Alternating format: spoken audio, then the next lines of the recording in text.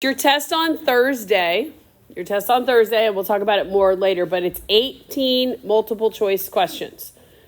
All right, there's not a lot of math computation. It's not like your last test where you're working out all these problems and graphing and all that stuff. It's more conceptual. Do you understand domain and range? How to find it? Intervals of increase, decrease, constant, those sorts of things. That's what your test is going to be. Parallel, perpendicular lines, intercepts, those sorts of things. It's not a ton of problems that you have to work out. It's going to be 18 multiple choice questions. So make sure you guys are asking questions and understand it. Yeah. But multiple choice means you can't get any partial credit, right? Correct. It's like completely wrong or completely right? Correct. 18 multiple choice. This test will include 2.1 as well. Oh. Yeah.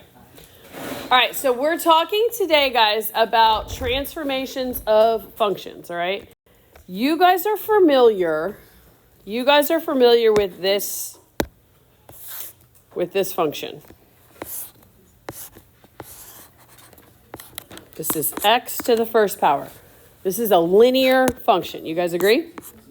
Okay. This is the parent function for a linear graph. It's going to have a y-intercept of 0. It's at the origin, and your slope is up 1 over 1, up 1 over 1, positive. How can we move this graph around? Does every line look exactly like that? No. Some of them are flipped, right? They have a negative slope. Some of them move up. Some of them move down. Some of your slopes vary. Some get steeper. Some get flatter. You move left and right, those sorts of things. So what we're going to do today is talk about parent functions, what the basic graphs look like, and then how we can transform them, how we can move them. You guys are familiar with making an XY chart, plugging in numbers for X, getting out numbers for Y, then plotting those points. We're going to get away from doing that. We're going to now get to where we can look at an equation and say how the graph is going to transform, how it's going to move. What is my domain for a linear function? What am I allowed to plug in for X? Negative infinity to positive infinity. Good. What's my range? What can I get out? Negative infinity to positive infinity. Good. What is my graph doing the entire time? This parent function, what is it doing the entire time? Increasing, decreasing, or constant? Increasing, okay? There's no interval of decrease or constant, your parent function of a linear. What I want you guys to be able to do by the time we're done here, and you will be able to because C period did a great job, you should be able to visualize what each graph will look like, the shape, and figure out the transformations. So this right here, guys, is called an absolute value function. Right? The parent function for absolute value looks like what shape? A V. Absolute value makes a V. Looking at this equation, how can you tell that that's going to be an absolute value graph? Because the X is an absolute value. What values can I use for an absolute value graph? What can I plug in for X? Do I have any restrictions? I can plug in anything I want, right? I can plug in any negative number. I can plug in any positive number. I can plug in 0. Your domain for absolute value, what can you plug in for X, is negative infinity, positive infinity. What can I get out? Always positive. So how would you say, whatever I plug in there, I'm only going to get positive numbers out? What's your range? 0. Does it include 0? Yes, it includes 0 to where? Infinity. Good. All right, so when I look at my absolute value graph, look at the left-hand side of the graph. What do I have? An interval of what? If I follow this line, what is it doing? It's Decreasing. So it's decreasing on the left. It's doing what on the right? Increasing. Okay. What you guys need to be able to do is by the time we leave here, you need to be able to say, okay, absolute value, what shape is it going to make? And then we're going to talk about the different transformations. Let's look at this function. What is this one called? It's a quadratic. What? No, I'm just talking through it. What kind of a shape does a quadratic function make? It makes a U, right? This is called a parabola. You guys are going to see this a lot. This is a parabola. Very similar, guys, your characteristics to absolute value. What's the domain? What am I allowed to plug in to x squared? Anything I want. Negative infinity to positive infinity. But what am I going to get out? What is the output? Am I going to get a negative number? Can I plug in a number, square it, and get something that's negative? No. So your range is going to be negative 0 to infinity. Look at your graph. What's happening on the left-hand side? As you follow the graph from the left to the right, what's happening on the left? Decreasing, and then what does it do? It increases, okay? Where do we read intervals of increase, decrease, and constant? On what axis? The x-axis. Geraldina. So just, this would technically be the same thing as absolute. Just Very similar, yes. Geraldina made a good point. Very similar characteristic-wise. Boys, up here. Very similar characteristic-wise are absolute value and quadratic. The shape is a little different. Absolute value makes a V, and quadratic makes a U. All right, so let's look at here. This is called a cubic function. All right, this is similar to a line. Very similar to a line. What is my domain? What am I allowed to plug in for x cubed? Anything I want. Very good. Negative infinity to positive infinity. Again, similar to a linear function. What is my range then? If I can plug in anything in, what could I get out? Negative infinity to positive infinity. Good.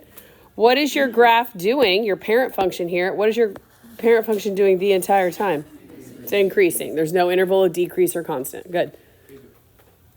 Why does it look like it's decreasing for a little bit in the... It's just the picture. It looks like it dips down a little bit, but That's just like the mess. I mean, it will when you do different things to it, but as long as this is going, it's just to kind of give you that little like Okay. variation. so that wouldn't be like a huge difference. No, I mean, we're going to get to stuff where it goes like this. So where it's going to increase, then decrease, then increase again. But the parent function is increasing the whole time. Yes, that's what we're going to talk about. All right, here's your square root function. If I look at this graph, it looks kind of funny. But how can I look at the equation and know that that's a square root function? Because x is in a square root, all right? What is my domain? What am I allowed to plug in for my x's? Positive numbers, right? Can I plug in 0? What's the square root of 0? 0. So I can use 0. My domain is 0 to infinity. How come I can't plug in negative numbers? Then it becomes imaginary. You can't put it on a graph. What is your range? What can you get out? 0 to what? Infinity. Good. And what is this graph doing? Increasing. Okay. So I need you guys to be able to visualize what these graphs look like. When you see a square root, it's that funny little thing to the right. Yes, ma'am. Because you can't put imaginary numbers on a graph. Like, it can be at some point, but this parent function, there's nothing you could plug in that would give you a negative value. You guys need to be able to envision what these graphs look like. So when I say a quadratic, you know it's what shape? X squared, what does that make? A U. When I say x cubed, what shape does that make? Like the S, like a snake. If I say absolute value, what does that make? A V. Those are the things we've got to take from this. What we're going to do now is talk about the transformations of a graph. You guys could now make an XY chart, right? Plug in numbers, -2, -1, 0, 1, 2. Do all the math to get the Y's, plot the points, and see how the graph moved from the parent function. What we're going to do today is understand by looking at the equation how you can tell how the graph is going to shift. How it moves vertically, horizontally, how it stretches and shrinks, and how it reflects. It's not as accurate as if you actually plugged in X values to get out Y values, but this is very helpful for SAT stuff, for when you have a question and it says pick the correct graph, something like that. You can look at the equation and say, oh, it's going to reflect over the X-axis, it's going to move right through, those sorts of things. So the first thing we're going to talk about is vertical shifts. First of all, vertical is what axis, X or Y? It's the Y-axis, up and down. Right? So vertical shifts occur in an equation when you add or subtract to the function itself. So what is my function right here? What graph is this? It's an absolute value. What shape? It's a V, okay? What is this graph right here? It's a U. Good. What about this one? This, the S, right? S through the origin. It's a cubic function. So notice, if you add a number to the function, at the end you add a number, it's going to move that graph up. It's going to move that graph up the same amount of spaces. So if I look over here, what is this shape? X squared, what is it? It's a U, okay? What about this one? It's like the square, it's the square root, okay? Look at what's happening here. What are you doing with the number? You're subtracting. Where do you think it's going to move your graph? Down. So if you had something like f of x equals x squared plus 3. Visualize that. What is the shape of this graph? U. And it moves where? Up 3. So instead of being at the origin, it moved up 3. Right? So if you were to pick a graph, if you had to pick, you could very easily be like, oh, it's a U, and it moved up 3. Instead of starting at the origin, it starts at 3. Yep. Yeah. It's helpful. So instead of you guys going, okay, what is this going to do? I'm going to make an XY chart. I'm going to plug it all in. No. Your original, your parent function, looks something like this. Right? It's x squared. So where, for number 1, where does my parabola move? Up 2. Very good. That says plus 2, so it goes up 2. So you would pick a graph that simply shifted up 2. So we were right, we would draw 2 lines, the parent and then the new. You can, or you could just write it. What about this one? Here's my parent function. Where does that one move? Down 2. Very good. How did you know it's down 2? Because it's subtracting. Down 2. So that's very helpful when you can just look at something and go, oh, okay, I know the shape and I know where it's moving. All right, this is a little trickier. I need you guys to pay attention to this. Here we're talking about horizontal shifts. What axis is horizontal? The x-axis, okay? Notice where the shifts occur here. They're inside of the function. We're not adding or subtracting to the end of it. It's inside. So you see how we're inside absolute value here? We're inside the parentheses of a quadratic. We're underneath the radical. Do you guys see that? Okay, so I want you to understand, pay attention, see this. If you are inside, either inside of a parenthesis, inside of an absolute value, underneath the radical, we're moving left and right. We're moving horizontally. But what does this say? If there's a plus inside, which way do we move? To the left. It's the opposite of what we think. So if this says absolute value, f of x plus 1, what shape is that? It's a V, and which way is it moving? To the left 1. Inside with the x, opposite of what we think. Outside at the end, up and down, is exactly what it says. Plus 3 goes up, minus 3 goes down. But if you're inside a bracket, a parenthesis, an absolute value underneath the radical, it's going to go the opposite of what we think. Just like here, since this is minus, which way is it going to move? To the right. Good. So if you had something that said like g of x equals x plus 2 squared minus 4. You could absolutely go, okay, x and y, and I'm going to plug in -2, -1, and find out your y values. Or you could say, all right, what shape is this graph? It's a parabola. It's a U. And where is it moving? It's going left. Left where? Down. Left how many? 2. Left 2. And down how many? 4. Perfect. So if you had to pick a graph, you guys would very easily be like, okay, it's a U. And it moved left 2, down 4. Right? Does that make sense? It's a lot quicker than plugging in all the values and trying to do all the math and all that stuff. It's really helpful to know where the transformations are occurring. So again, what is my parent function for number 3? It's a U that goes through the origin. But actually, where does this one move? To the left how much? 2. So instead of being at 0, 0, it's just this way. Does that make sense? What about this one, number 4? It's a U and it moves right too. Good. All right. What's my parent function look like for x cubed? Like an S, like this? What transformation is occurring here?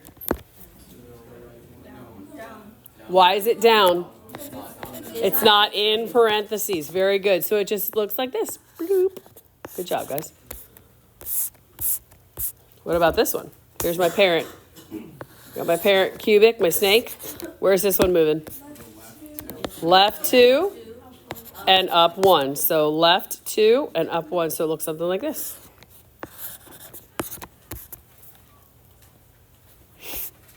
It's really, really helpful if you know what is happening just by looking at the equation. The shape of the graph is super important, and then understanding where the graph is moving. You guys are doing great. All right, tell me about number 7. What's the shape? It's an S. We call that a cubic function. And where's this thing moving? Right 3, up 2. Perfect. What kind of a graph is this one? What's the name of it? Square root? How do you know it's a square root? Because there's a square root? Okay, good. Captain Obvious. What are the 2 transformations? Right 3 and? Look at you guys. Very good. Very good.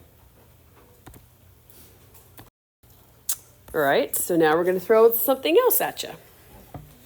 Reflections. We know what reflections are, right? Where the negative sign is, will tell you which axis you're reflecting across. Notice that the negative sign, and all I have highlighted, is out in front. You guys see that? If your negative is out in front, it's going to flip over the x-axis. Kind of like if it's in the top section, it's going to flip over to the bottom. So if I had a parabola, I had a quadratic function, and it's a positive x squared, which direction does the negative x squared go? It goes down like this. When you flip over the x-axis, you go from the top to the bottom. I always call about happy and sad. X squared here is happy. Negative x squared is what? Sad. If you have a negative that is inside, do you see how this one is inside? Either the square root, the absolute value, something like that. It's going to flip across the y. That means it's going to flip from left to right. So if you have a square root like this one right here flips this way. So you reflect across the x, it goes from top to bottom. If you reflect across the y, it goes from left to right. Yes, sir? Does this have anything to do with imaginary numbers? No. Can't do anything graphically with imaginaries. So again, where the negative is will determine which axis that you flip over. So, whoops, I forgot to erase all this. So we'll just go with it. All right, look at where the negative is. First of all, what's the shape? It's a U. Good. There's a negative out in front, so that means it's going to flip over what? The x-axis, and it moves where? Up 2. Again, if you ever want to check, if you're like, I'm not 100% sure, you can make an XY chart. It just takes a lot longer. Notice where the negative is in number 10. It's underneath the square root. So it's going to flip over the y-axis. It's going to go left to right. Flipping over the x goes from top to bottom. Flipping over the y goes left to right.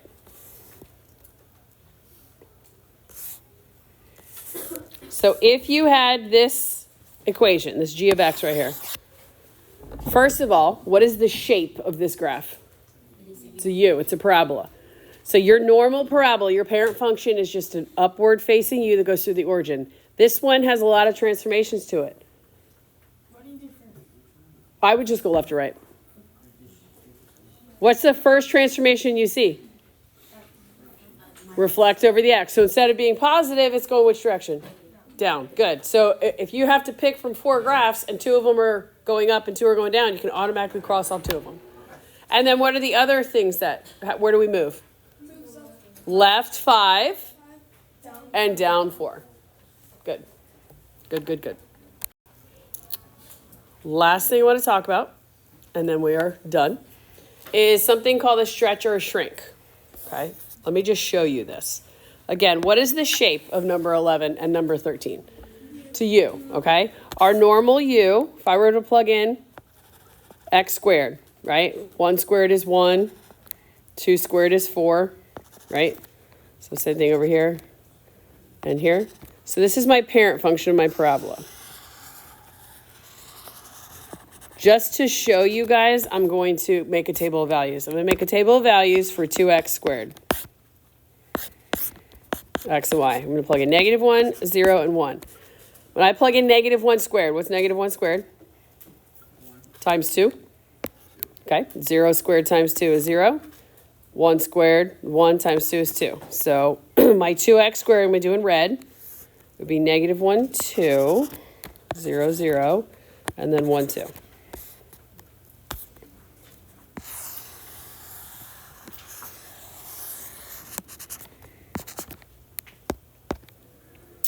And then, what color? I'll do purple. Let's make a table of values for 1/2 x squared. No, not purple. That's not a good choice. We'll do black. -1, 0, and 1. If I plug in -1, -1 squared is 1 times 1/2, just gives me 1/2, right? And then 0, and then positive 1/2. So in black, I'm going to graph that. -1, I have 1/2, 0, 0, and then here. So blue is my parent function, and red and black are my transformations. What visually do you guys see? How did blue and red differ? Red's more narrow. Okay, I like that. What about blue and black?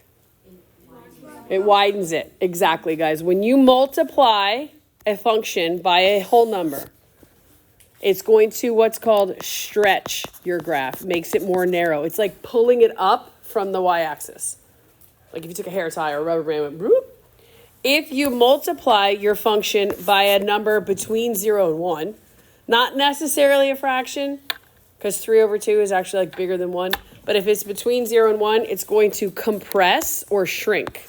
You'll see those 2 words, compress or shrink.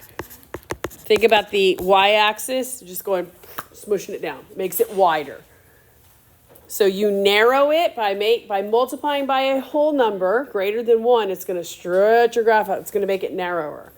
If you multiply by a fraction between 0 and 1, it's going to smush your graph down. It's going to shrink it.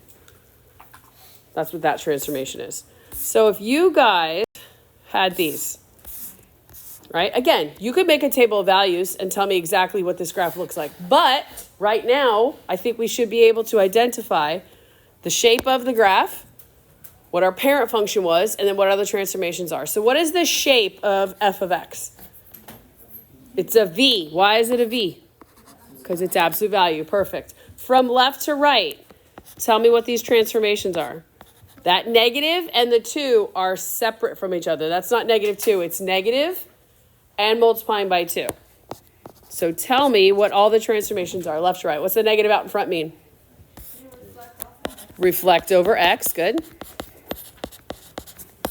What is multiplying by the whole number 2?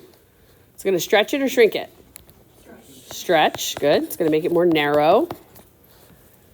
Plus 5 inside the absolute value. Left 5. Perfect. And then minus what at the end? It's going to go down 1. Good. Very good, guys. All right, look at the next one. If you guys get confused, like I don't know where, look, here is my function. You see the absolute value and the 5 is stuck with it inside. Here is my function here. What are the 2 things that are happening? Shrink. We're going to multiply by a number in between 0 and 1. Good. It's going to smush it down. And where does it move? down 4. And what shape is this graph? It's a U. Perfect. All right, h of x. What's going on here? I have this, I have this, and I have this.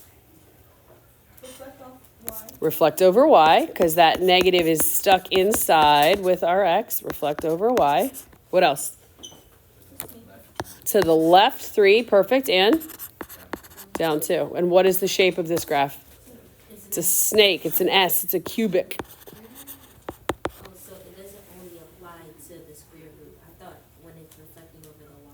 Oh, no. Anytime it's inside with the function, that's when it's over the y. Yeah. Now, tomorrow, guys, all we have left to do is graphing what's called piecewise functions. It's not incredibly hard. It's a little tedious, but you guys aren't going to have to graph one by hand on your test. So I just want to really go through the mechanics of how to do it and understanding what it is, but you're not going to actually have to do one on your test. Let me pull up your homework so you guys can see.